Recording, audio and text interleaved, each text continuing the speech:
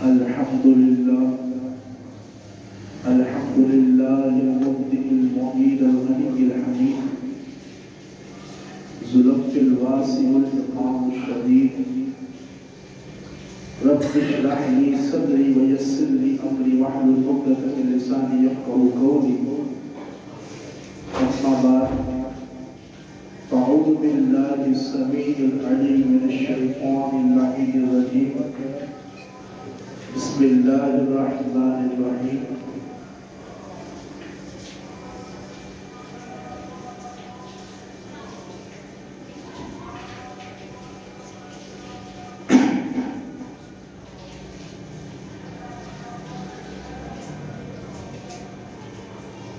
بسم الله الرحمن الرحيم ألا إن أولياء الله لا خوف عليهم ولا هم يحزنون الذين آمنوا وكانوا يتقون إن عدة الشهور عند الله 12 شهرا في كتاب الله يوم خلق السماوات والأرض منها 4 حرم ذلك الدين القيم فلا تظلموا فيهن أنفسكم صدق الله مولانا العظيم وبلغنا ورسوله النبي الأمين مولاي صل وسلم دائما أبدا على حبيبك خير خلق كلهم سامعین محتشم آج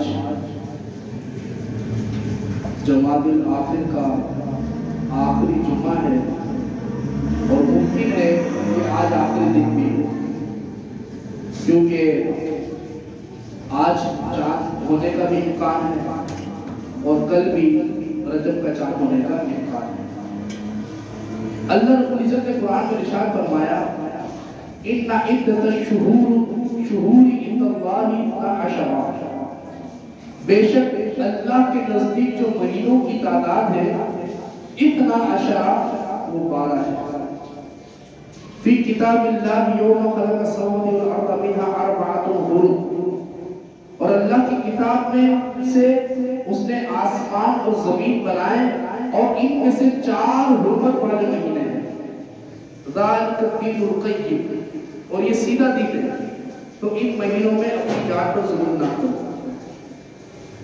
یعنی حضرت ابراہیم اور حضرت اسماعیل علیہ السلام کا دین ہے جو بالکل سیدھا دین تھا اور اس کے بعد یہ دین امت مصطفیٰ صلی اللہ علیہ وسلم کی وراثت میں ہے 12 مہینے ہیں یہ بات طے شدہ ہو گئی اس سے مراد اسلامی مہینے ہیں اور قمری مہینوں کا بڑا اعتبار ہے عبادت کے حوالے سے عدت کے حوالے سے رضاعت کے حوالے سے بے شمار ایسے احکامات ہیں کہ جس پر ہمیں قمری مہینے کی ضرورت پڑتی ہے اب ان میں 4 مہینے حرمت والے ہیں حرمت والے مہینے ذوالقعدہ ذوالحج محرم یہ 3 ایک ساتھ ہیں اور چوتھا جو ہے وہ جمادی الآخر اور شعبان کے درمیان ہے تو علماء نے اس سے مراد رجب بھی لکھا اب ان میں قتال کرنا حرام ہے اور دوسرا اس مہینوں میں ثواب کے اجر کو بڑھا دیا جاتا ہے اور گناہوں پر سزا کو بھی بڑھا دیا جاتا ہے پہلا حکم تھا کہ اس مہینے میں جنگ نہیں ہوتی تھی لیکن شریعت مصطفیٰ میں اس مہینے میں جنگ کا حکم ختم ہو گیا صحابہ نے جنگیں بھی لڑی ہیں اور آگے میں ان مہینوں کا ذکر کروں گا کہ اس مہینے میں کیا کیا اہم کام ہوا صرف عبادت والی جو اہتمام ہے جو مہینے میں ثواب بڑھا دیا جاتا ہے ہاں یہ اب تک باقی ہے اسلام میں اب بعض لوگوں کے ذہن میں یہ خیال آ سکتا ہے کہ سارے مہینے جب اللہ کے ہیں تو یہ ثواب کمی اور زیادتی کیوں ہے سارے مہینے میں ثواب برابر ہونا چاہیے جب سارے اللہ کے مہینے ہیں تو آپ کے لیے عرض یہ ہے کہ کبھی کبھی ایسا بھی ہوتا ہے کہ بندہ مکان بدلنے سے فضیلت بھی بدل جاتی ہے جگہ بدلنے سے فضیلت بھی بدل جاتی ہے مثال کے طور پر ایک بندہ اکیلے نماز پڑھ رہا ہے اور ایک بندہ جماعت کے ساتھ نماز پڑھ رہا ہے تو دونوں میں فرق ہے. جو جماعت کے ساتھ پڑھ رہا ہے اس کو 27 درجے فضیلت حاصل ہے، مکان بدلنے سے فضیلت بدل گئی. دوسرا یہاں پر جو نماز پڑھ رہا ہے اس کو ایک نماز کا ایک ثواب ہے، لیکن جو حرم پاک میں نماز پڑھ رہا ہے اس کو 1 لاکھ نماز کا ثواب ہے. جو مسجد نبی میں نماز پڑھ رہا ہے اس کو 50,000 نمازوں کا ثواب ہے. تو پتہ یہ چلا کہ زمین پر ہے ساری چیزیں، لیکن مقام اور مکان بدلنے کی وجہ سے بھی اللہ تبارک و تعالیٰ اجر و ثواب کو بڑھا دیتا ہے. تو اسی طرح یا اس مہینے کا بھی ہے کہ ان مہینوں کے اندر بھی عبادت کے ثواب کو بڑھا دیا جاتا ہے. اب رجب کیوں کہا جاتا ہے؟ علماء نے لکھا رجب عربی زبان کا لفظ ہے، یہ ترجیم سے مشتق ہے اور اس کے معنی تعظیم و تقریب کے آتے ہیں، اور بعض حضرات اس کا معنی ڈرنا کیا ہے، جس کا مطلب ہے کہ دوسرے مہینوں کی نسبت اس مہینے میں بھی اللہ سے خوب ڈرنا چاہیے. یہ مہینہ حرمت والا مہینہ ہونے کی وجہ سے محترم و متبرک بھی ہے. اسی طرح عبادت کا ثواب 2 گنا ہے. اس مہینے کے بہت سے فضائل احادیث میں وارد ہوئے ہیں. بعض بزرگان نے فرماتے ہیں کہ رجب میں جو راہ ہے اس سے مراد رحمت الہی ہے، جیم سے مراد جرم ہے، اور با سے مراد بر یعنی بھلائی ہے. یعنی اللہ تعالیٰ فرما رہا ہے میرے بندے کے جرم کو میری رحمت کے بھلائی کے ساتھ بیان کے درمیان کر دو. یعنی کہ رحمت اور بھلائی کے درمیان جرم کو کر دو تو پھر آپ کو نتیجہ معلوم ہے کہ اللہ تعالیٰ اس بندے کی مغفرت فرماتا ہے. اب ماہ رجب کے بارے میں حضور نے فرمایا رجب شہر اللہ تعالی، شعبان شہری و رمضان شہر امتی. رجب اللہ کا مہینہ ہے، شعبان میرا مہینہ ہے، اور رمضان میری امت کا مہینہ ہے، اور امت کا مہینہ ہے. اور پھر علامہ صبوری نے لکھا کہ رجب بیج بونے کا مہینہ، شعبان آب پاشی کا مہینہ، پانی دینے کا مہینہ، اور رمضان فصل کاٹنے کا مہینہ. مزید فرماتے کہ رجب جو ہے وہ جسم کو پاک کرتا ہے، شعبان دل کو پاک کرتا ہے، اور رمضان کا مہینہ انسان کی روح کو پاک کرتا ہے. اور ماہ رجب میں جو کسی مسلمان کی پریشانی کو دور کرے، یہ غوث اعظم فرماتے ہیں بلغ الطالبین کی جلد نمبر 11 فرماتے کہ جو ماہ رجب میں کسی مسلمان کی پریشانی کو دور کرے تو اللہ تعالیٰ جنت میں ایک ایسا محل عطا فرمائے گا جو حد نکاح تک وسیع ہوگا. اور تم رجب کا اکرام کرو، اللہ تمہارا 1000 کرامتوں کے ساتھ اکرام فرمائے. رجب کی رات کتنی فضیلت والی ہے، شعب الایمان کے اندر حدیث موجود ہے. حضرت عبداللہ ابن عمر فرماتے ہیں 5 لیال لا یرد فیہن الدعاء، لیلۃ الجمعہ وافضل لیلۃ من رجب، لیلۃ النصف من شعبان، ولیلۃ العید ولیلۃ النحر. 5 راتوں میں اللہ کبھی دعا رد نہیں کرتا. پہلی جمعے کی رات، دوسرا ماہ رجب کی پہلی رات. اگر آج چاند نظر آ جاتا ہے تو اس سے بعد آج کی رات. جب چاند نظر آئے تو ہمیں بھی چاہیے کہ سورہ ملک کا اہتمام کریں. جو چاند دیکھنے پر سورہ ملک پڑتا ہے اس کی 30 آیات ہے سورہ ملک کی، اور اللہ تعالیٰ اس 30 آیاتوں کی برکت سے اس کا مہینہ عافیت کے ساتھ گزارتا ہے. اور پھر دعا بھی کریں کیونکہ رجب کی پہلی رات کو دعا قبول ہوتی ہے. پھر ماہ شعبان کی 15ویں شب جب لوگوں کے نامہ اعمال تبدیل ہوتے ہیں اس رات کی دعا قبول ہوتی ہے. تیسرا عید کی رات جس کو لیلۃ الجائزہ بھی کہا جاتا ہے، اس رات کی دعا قبول ہوتی ہے. اور پھر یوم النحر قربانی والی رات، اس میں بھی دعا قبول ہوتی ہے. اب اعلیٰ حضرت فاضل بریلوی نے یہ کمال کا جملہ لکھا ہے امام سیوطی کے حوالے سے.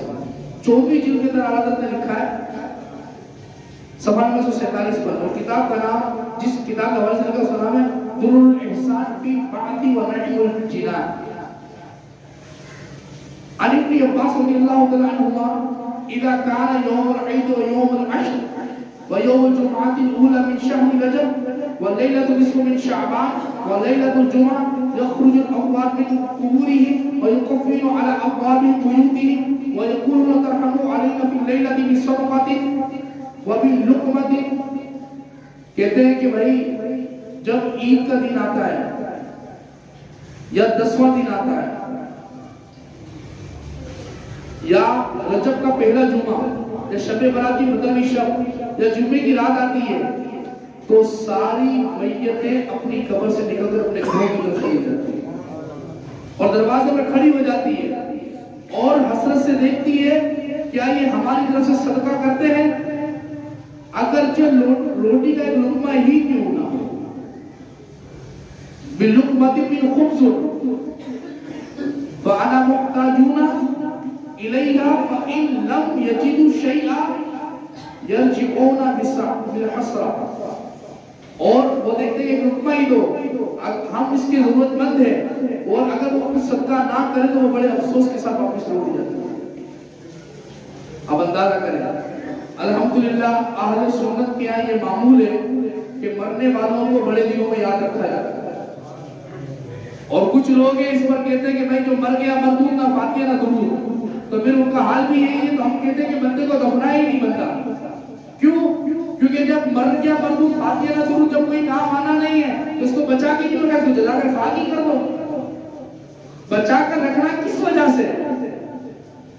اور ایصال ثواب کرنے کے تو بے شمار فضائل قرآن و حدیث میں موجود ہے، اور احادیث کثرت موجود ہے اس پر۔ صحابہ کرام علیہ رضوان کو حضور نے خود ترتیب ارشاد فرمائے۔ سعد بن عبادہ کی والدہ کا انتقال ہو گیا، سیاہ ستہ کے اندر حدیث موجود ہے، نسائی شریف میں، ابو داؤد کے اندر بھی موجود ہے کہ وہ روتے ہوئے حضور کی بارگاہ میں حاضر ہوئے، یا رسول اللہ امی اماتت، میری ماں مر گئی، میں کیا کروں؟ میری ماں کی طرف سے صدقہ جو افضل اور اعلیٰ ہو۔ تو حضور نے فرمایا ماں ہو، اور انہوں نے پانی کا کنواں کھدوایا، پھر حضور نے کہا ہاتھ میں امی سعد، یہ کنواں سعد کی ماں کے لیے۔ اس کا مطلب کیا؟ یہ کھدوایا تو اللہ کے لیے ہے، لیکن اس کا ثواب سعد کی ماں ہوگا۔ یہ تو حضور نے خود ترکیب ارشاد فرمایا۔ اسی طرح صدقہ جاریہ کے کام میں کہیں مسجد بن رہی ہے وہاں دے دیا، کہیں مدرسہ بن رہا ہے وہاں دے دیا، کوئی مسافر خانے بنتے، ابھی تو نہیں بنتے مسافر خانے، میرے اسلام میں بنتے تھے، مسافر خانے بنا دیے، مسافر آ کر ٹھہرتے تھے، سارے ثواب کے کام ہیں۔ اسی طرح ماہ رجب کی دعا مرشد پاک امیر رسول اکثر کی اپنی زبان پر ادا کرتے ہیں، اللہم بارک لنا فی رجب و شعبان و بلغنا رمضان، اے اللہ ہمارے رجب اور شعبان کے مہینوں میں برکت عطا فرما اور ہمیں رمضان کے مہینے تک پہنچا دو۔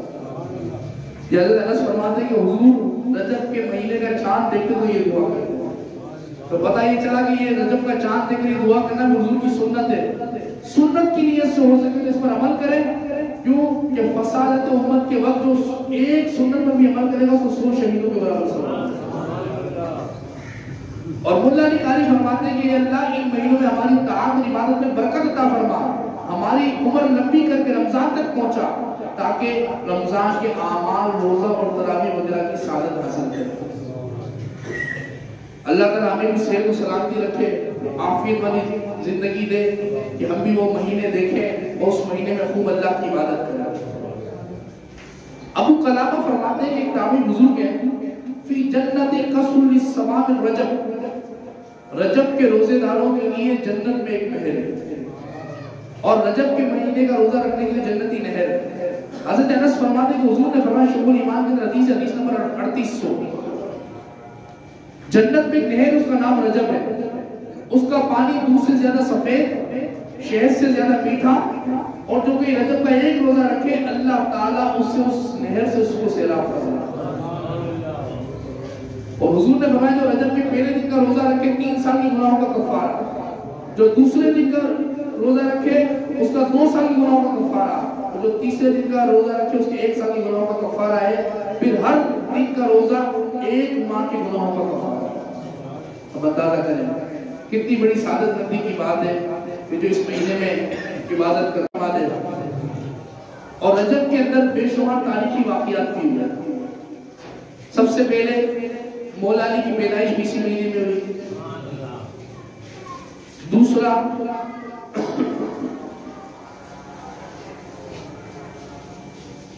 صحابی رسول سید امیر معاویہ رضی اللہ عنہ کا انتقال بھی اسی مہینے میں ہوا۔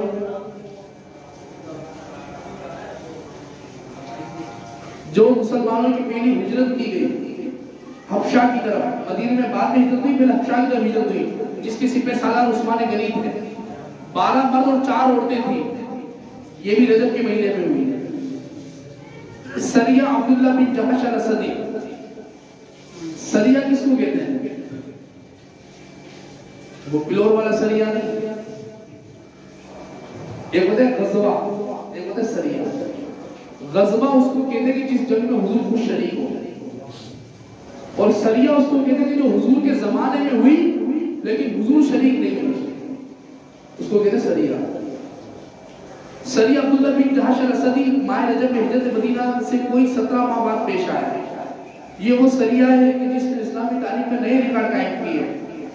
اسلامی تاریخ کا پہلا مال غنیمت جو اسی جنگ میں ملا، پہلا خمس جو اقتدار کا جو نفع کا 5واں حصہ جو نکالا جاتا ہے اس کو کہتے ہیں خمس. تو شیعہ اکثر کہتے ہیں خمس نکالا، ہم زکاتی کا خمس نکالتے ہیں اور خمس سادات کو دی جاتی ہے. تو بیچ میں ہمارے پنڈی کے جو حنیف قریشی صاحب ہیں وہ رو رہے تھے کہ سادات کا حق خمس نکالنا، سادات کو خمس دی جائے، یہ دی جائے، وہ دی جائے. ہم نے کہا ہمیں بھی پتہ اسلامی احکام میں خمس ہے، سادات کا حق ہے، اس کا انکار نہیں ہے، لیکن پہلے سادات تو فائنل کر لیں ہے وہ. اہل تشیعوں میں تو بندے کم ہے، سادات زیادہ ہے. اور آج کل ہمارے یہاں کچھ نام نہاد لوگ ایسے جن کا باپ دادا پردادا کوئی نہیں تھا سید، لیکن وہ سید بنے پھر ہیں. ایسے لوگوں کو ہم بھی جانتے ہیں. ایک بندہ ہے سید عبد القادر بخاری. وہ بندہ کمال کا بندہ ہے. ابھی اس نے اس نسب پر کام کرنا شروع کیا ہے کہ کون سید اصلی ہے، کس کا نسب ثابت ہے اور کس کا نہیں ہے. اس نے یہ کام شروع کر دیا ہے اور بڑا کامل طریقے سے کام کیا. بلکہ انڈیا میں کہاں اس نے رابطے کر کے لکھا ہے کہ تمہارا فلاں وہاں رہتا ہے، اس سے کنفرم کیا، اس سے کنفرم کیا. اس طرح کا کس کا کام جاری ہے. انشاءاللہ اسلامی نظام آئے گا تو سادات کو خمس بھی دیا جائے گا، لیکن سادات بھی وہ ہو کہ جو